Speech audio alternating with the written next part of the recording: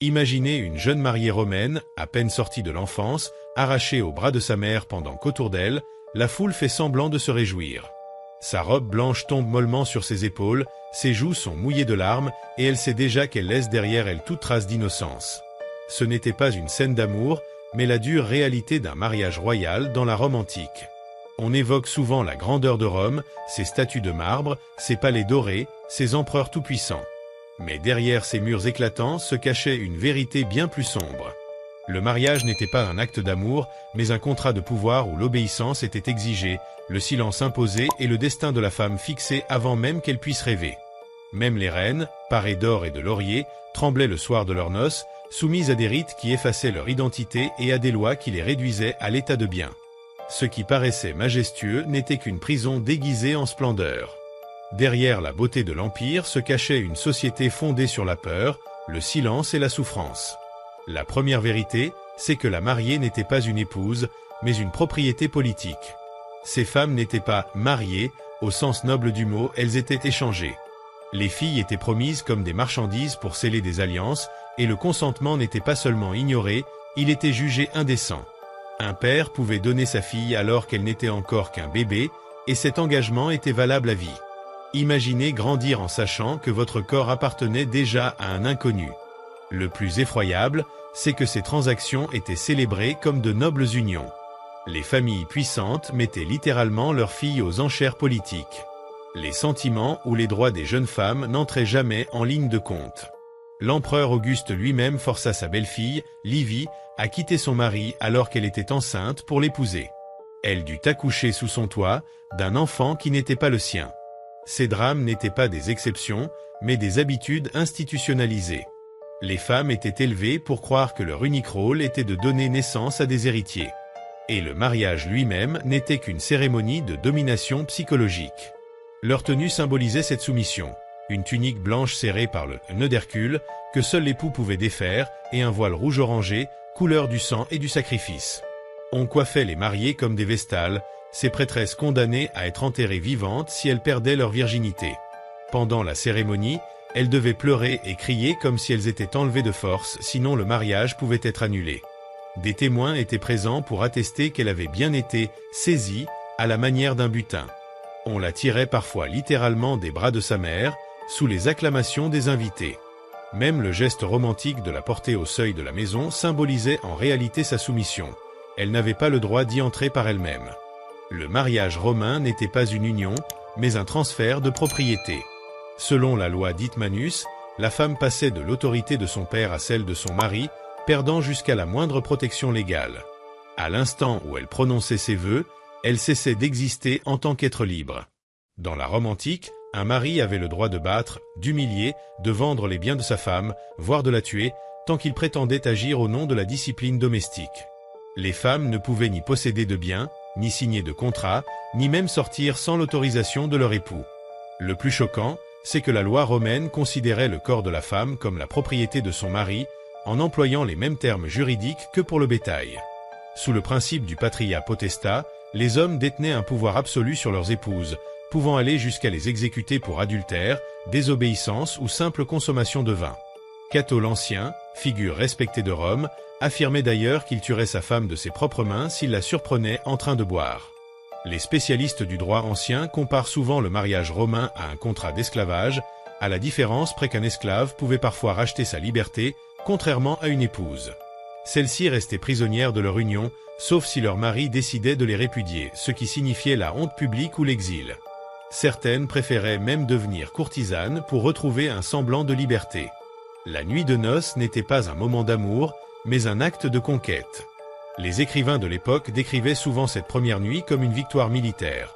Le mari y tenait le rôle du conquérant et l'épouse celui du territoire conquis. La plupart des jeunes filles, âgées de 12 à 16 ans, étaient mariées à des hommes beaucoup plus âgés. Leur première nuit était souvent marquée par la peur, non par la joie. Des textes médicaux évoquent la détresse et les traumatismes de ces jeunes épouses, mais la société fermait les yeux. Résister revenait à enfreindre le contrat de mariage, un acte puni sévèrement. Certaines femmes cherchaient à atténuer leur peur à l'aide d'herbes ou de boissons enivrantes, d'autres désespéraient au point de vouloir en finir. Les noces romaines, fastueuses en public, cachaient ainsi des tragédies silencieuses. Quant aux reines et impératrices, elles vivaient sous une pression inhumaine. Leur valeur dépendait entièrement de leur capacité à donner un héritier mâle. L'échec signifiait l'exil, la disgrâce ou la mort. Elles étaient traitées comme des instruments de reproduction destinés à fournir des successeurs. Chaque mois sans grossesse était perçu comme une faute et les médecins n'hésitaient pas à les examiner pour les déclarer défectueuses.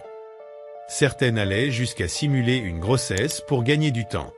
Donner naissance à une fille était presque aussi grave que ne pas concevoir du tout, car les femmes ne pouvaient hériter. Julia, la fille de l'empereur Auguste, fut mariée et répudiée 3 fois avant ses 25 ans, selon les besoins politiques du moment. Poppaea Sabina, l'épouse de Néron, mourut enceinte après avoir été frappée au ventre par son mari furieux de ne pas avoir d'héritier mâle. Beaucoup de ces femmes souffraient de traumatismes physiques et psychologiques dus aux grossesses répétées, aux fausses couches et à la peur constante de perdre leur statut. Même celles qui donnaient naissance à des fils vivaient dans l'angoisse permanente de les voir mourir. Le pire restait le silence imposé. Les femmes n'avaient pas le droit de se plaindre, car dénoncer la brutalité de leur mari était considéré comme une honte plus grave encore que la violence subie. La pudicitia, cet idéal de vertu féminine, exigeait soumission et silence absolu. Dans ce monde, la souffrance des femmes devait rester invisible. Dans la Rome antique, certaines femmes étaient traitées comme des criminels simplement parce qu'elles osaient briser le silence imposé autour des violences qu'elles subissaient. Ce qui rend la situation encore plus révoltante, c'est que la loi romaine interdisait aux femmes de témoigner de leurs propres agressions. Une reine pouvait être battue jusqu'à l'inconscience par son mari, mais son témoignage n'avait aucune valeur légale. Seuls les hommes pouvaient parler devant la justice et, sans surprise, ils le faisaient rarement contre d'autres hommes. Lorsqu'elles cherchaient du secours auprès de leur famille, les reines étaient souvent sommées de supporter avec dignité. Se plaindre risquait de ternir le prestige politique de leurs proches. Beaucoup de pères refusaient même de recevoir leurs filles maltraitées, par honte d'avoir marié leur enfant à un homme cruel. Les traités médicaux de l'époque rapportent des cas de femmes de la noblesse présentant des fractures, des blessures internes, des traces de coups. Pourtant, les médecins n'avaient pas le droit de mentionner la cause réelle. Ces traumatismes devaient être attribués à des accidents ou à une prétendue faiblesse féminine. Privées de parole, certaines reines inventèrent des moyens secrets pour se prévenir entre elles du danger. Elles utilisaient des bijoux, des couleurs de vêtements, des gestes discrets pour signaler les hommes violents ou meurtriers. Mais la loi du silence était si totale que presque aucun témoignage direct de ces femmes ne nous est parvenu. Écrire sur leurs souffrances pouvait leur coûter la vie. La violence comme devoir conjugal. Dans la Rome impériale, la brutalité domestique n'était pas seulement tolérée, elle était considérée comme un signe de bonne gestion du foyer. Les maris avaient le droit et même le devoir de corriger leurs épouses. Ces corrections modérées incluaient les coups de bâton, le fouet ou l'enfermement sans nourriture. Mais cette cruauté allait bien au-delà. Les hommes pouvaient légalement exécuter leurs femmes pour adultère, un terme si vague qu'il suffisait parfois d'un sourire ou d'un cadeau reçu d'un autre homme pour être condamné à mort. Messaline, épouse de l'empereur Claude, fut exécutée sans procès sur la base d'accusations inventées de toutes pièces. D'autres femmes furent battues à mort simplement pour avoir donné leur avis, demandé une robe ou osé sortir sans autorisation. Ce n'étaient pas des crimes, c'était la vie quotidienne d'un système où la domination masculine était loi. Les abus n'étaient pas seulement physiques. Les menaces psychologiques étaient fréquentes, Marie promettant de vendre les enfants en esclavage, de ruiner des familles entières ou de tuer des proches. Les historiens estiment aujourd'hui que la majorité de ces violences ne furent jamais consignées, tant elles étaient banalisées. La réputation comme arme mortelle. Pour les reines romaines, la peur ne s'arrêtait jamais. Une simple rumeur pouvait anéantir leur réputation et signer leur arrêt de mort. Dans une société obsédée par la vertu féminine, une accusation, même infondée, suffisait pour entraîner l'exil, l'exécution ou la disgrâce. Certaines reines vivaient comme prisonnières dans leur palais, craignant de parler à quiconque ou d'être vues en public. Les ennemis politiques utilisaient la calomnie comme arme. Il suffisait d'insinuer qu'une femme était infidèle ou manipulatrice pour la condamner sans procès. Julia, la fille de l'empereur Auguste, fut bannie sur une île lointaine, accusée d'adultère par des adversaires politiques. Elle mourut seule, effacée de l'histoire, alors qu'elle avait été l'une des femmes les plus influentes de Rome. Même Livie, l'épouse d'Auguste restée à ses côtés pendant 50 ans, ne fut jamais à l'abri des rumeurs. On l'accusait de complot, d'empoisonnement ou de manipuler l'empereur dans l'ombre. Pour se protéger, Certaines reines avaient recours à des réseaux d'espions ou payaient des informateurs pour surveiller ce qui se disait à leur sujet. Dans cet univers empoisonné par la peur et la calomnie, beaucoup choisirent la mort plutôt que le déshonneur. L'histoire romaine est remplie de femmes puissantes qui se suicidèrent plutôt que de subir la honte publique. La vérité derrière le mythe. Les reines romaines n'étaient pas des héroïnes de contes de fées, mais les prisonnières d'un système brutal. Leur vie de luxe cachait une réalité d'horreur, la peur, la violence et le silence. De l'esclavage conjugal à la terreur quotidienne, elles furent les victimes d'un empire glorifié pour sa grandeur mais bâti sur la souffrance des femmes. Alors, la prochaine fois que l'on parle de la splendeur de Rome, il faut se souvenir de celle dont la voix fut étouffée. Derrière les colonnes de marbre et les triomphes impériaux, il y avait des cris qu'on n'a jamais entendus. Dans cette vidéo, la vie des femmes romaines révèle un paradoxe cruel. Elles apparaissaient comme des symboles de prestige et d'élégance, mais leur existence réelle était façonnée par la peur et l'obéissance. Chaque décision, chaque geste, chaque parole était contrôlée, surveillée et jugée, souvent à leur détriment. Même les alliances politiques, vantées comme des triomphes pour les familles et l'État, s'accomplissaient au prix de la liberté et de la dignité des épouses. Les femmes, privées de droits fondamentaux et réduites à des instruments de pouvoir, devaient naviguer dans un labyrinthe de lois, de traditions et de menaces, où la moindre erreur pouvait être fatale. Leur courage résidait dans leur capacité à survivre dans un univers où le luxe n'était qu'une façade et la gloire, une prison dorée.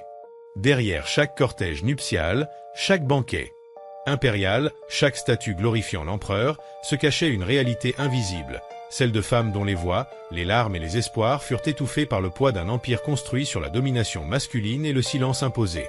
Leur histoire, longtemps ignorée, rappelle que la grandeur d'un empire peut masquer les souffrances les plus intimes et les injustices les plus profondes, et que la mémoire des victimes est essentielle pour comprendre la vraie nature du pouvoir. Et pourtant, malgré cette oppression systématique, certaines femmes parvenaient à résister, à trouver des moyens subtils de préserver leur humanité et leur influence. Elles nouaient des alliances secrètes, échangeaient des confidences codées, et parfois manipulaient le pouvoir autour d'elles pour protéger leur vie ou celle de leurs enfants. Même dans un cadre légal et social qui les rendait invisibles, elles laissaient des traces, des indices de leur intelligence, de leur stratégie et de leur courage. Les histoires de Julia, Livie ou Popéa montrent que la survie dans la Rome antique nécessitait plus que la beauté ou le rang. Il fallait une résilience, une capacité à naviguer dans un monde de trahison, de rumeurs et de violences constantes. Ces femmes, souvent oubliées par les manuels d'histoire, sont les véritables héroïnes silencieuses d'un empire glorieux mais impitoyable. Leur combat quotidien pour exister et protéger leur dignité révèle que la véritable puissance ne réside pas toujours dans l'or ou le pouvoir officiel, mais dans la résistance invisible et la force de celle que l'histoire a tenté d'effacer. Malgré l'ombre écrasante de la loi et des traditions, certaines femmes réussissaient à façonner leur destin, ne serait-ce qu'en subtilité. Elles utilisaient l'intelligence, la séduction, la manipulation politique ou les alliances familiales pour influencer les décisions des hommes qui détenaient le pouvoir. Dans les couloirs silencieux des palais, elles transmettaient des messages codés, protégeaient leurs enfants et parfois empêchaient des exécutions ou des disgrâces. Leur stratégie était discrète, souvent invisible aux yeux des historiens contemporains, mais elles avaient un impact réel sur le cours des événements. Ce pouvoir invisible, exercé dans l'ombre de la peur et de la violence, était leur seul moyen de survivre et de préserver leur dignité.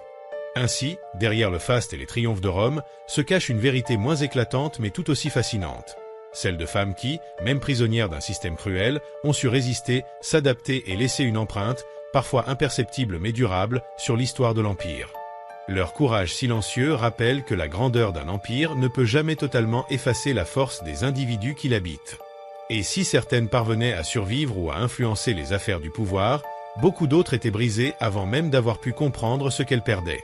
Leur vie était ponctuée de pertes, de séparations et de peurs quotidiennes, chaque moment de joie étant entaché par la menace d'humiliation, de violence ou de mort.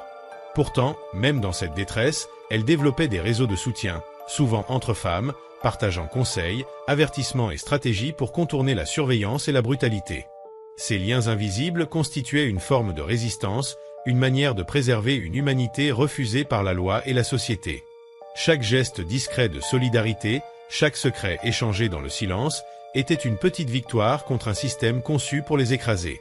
En fin de compte, l'histoire des femmes romaines n'est pas seulement celle de la souffrance, mais aussi celle de la résilience, de l'ingéniosité et de la force intérieure qui leur permettait, malgré tout, de survivre et parfois de triompher dans l'ombre d'un empire construit pour les réduire au silence. Avec le temps, certaines de ces femmes réussirent à transformer leur position de faiblesse apparente en un levier d'influence subtil mais réel. Elles savaient utiliser les codes sociaux, les alliances familiales et les intrigues de cour pour protéger leurs enfants, préserver leur statut ou même guider les décisions impériales. Les historiens qui examinent de près les correspondances, les gestes symboliques et les alliances discrètes découvrent que, derrière la façade de soumission, elles exerçaient un pouvoir presque invisible mais tangible. Leur vie était un équilibre constant entre prudence et audace, chaque choix calculé pour éviter la disgrâce tout en préservant un espace d'autonomie. Ainsi, si l'histoire officielle vante les conquêtes militaires et la grandeur des empereurs, elle oublie trop souvent que la survie, l'intelligence et la résistance silencieuse des femmes ont façonné en filigrane la politique, la succession et parfois même le destin de Rome elle-même. Ces héroïnes anonymes, contraintes par les lois et les traditions, ont pourtant laissé derrière elles une trace durable de courage et de résilience que les siècles ne peuvent totalement effacer. Pourtant, malgré toute leur stratégie et leur résilience, le poids du système restait écrasant. Chaque décision, chaque mouvement était encadré par des lois et des traditions qui favorisaient l'homme et réduisaient la femme à un rôle secondaire, toujours subordonné. Même celles qui parvenaient à influencer le pouvoir de l'ombre vivaient constamment dans la peur. Peur d'une accusation, peur d'un mari violent, peur d'un empire qui récompensait la conformité et punissait la moindre audace. Leur quotidien était un exercice de survie mentale et émotionnelle, où le courage ne se mesurait pas à la grandeur des exploits mais à la capacité de maintenir son intégrité et sa dignité malgré l'oppression. L'histoire romaine, dans sa gloire publique, dissimule ainsi un monde intérieur de souffrances et de luttes invisibles, rappelant que derrière chaque triomphe impérial, il y avait des vies sacrifiées, des rêves brisés et des femmes dont le silence fut la seule protection contre la violence. Leur mémoire, longtemps étouffée, mérite pourtant d'être racontée, car elle révèle la véritable complexité et l'injustice d'une société qui, malgré son éclat, reposait sur la domination et la peur.